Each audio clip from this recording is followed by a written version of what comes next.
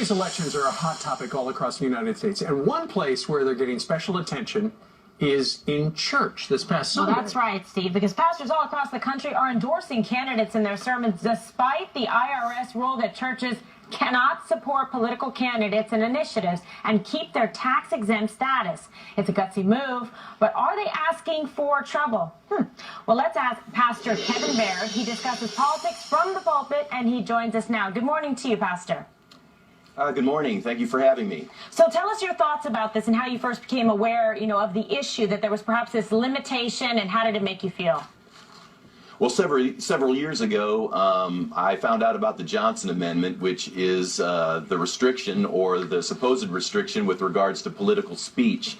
And I'm a comprehensive Christian. I believe that my faith values are as legitimate to bring to the table of public discourse as anyone else's values. And so as I go to the pulpit, I don't put my citizenship aside. I believe that I have a right as a pastor to talk about how my values affect public policy and then bring application to it. And sometimes that means pointing out candidates, their strengths, their weaknesses, and whom it might be best to put into office who will codify those values. Okay, so Pastor, in other words, you're saying, and I'm sure somebody from the IRS is watching right now, you're saying, okay, you got that law in the book, IRS, if you don't like it, sue me.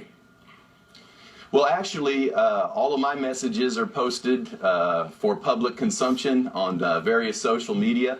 Many of us have sent in our messages asking the IRS to take a look at it. You've sent your sermons to the IRS? Oof, that is gutsy. Yes, we have.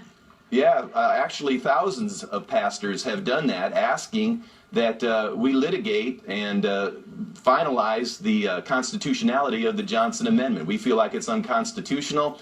We feel like as pastors we're the only ones who go to work every day and have to put our constitutional rights to the side in order to do our job.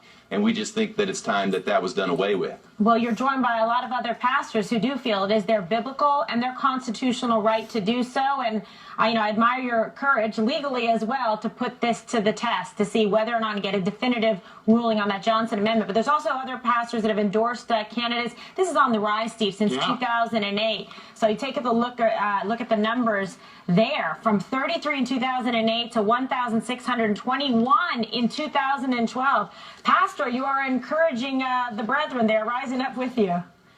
Absolutely. Sometimes folks call us political pastors, but truthfully, we feel like we're being faithful. If the Bible touches on a particular topic, then we should have not only every right, but we're called to touch that topic and make application to it in our pulpits. So I'm curious, Pastor, this past Sunday, did you have a message for your flock about who to vote for?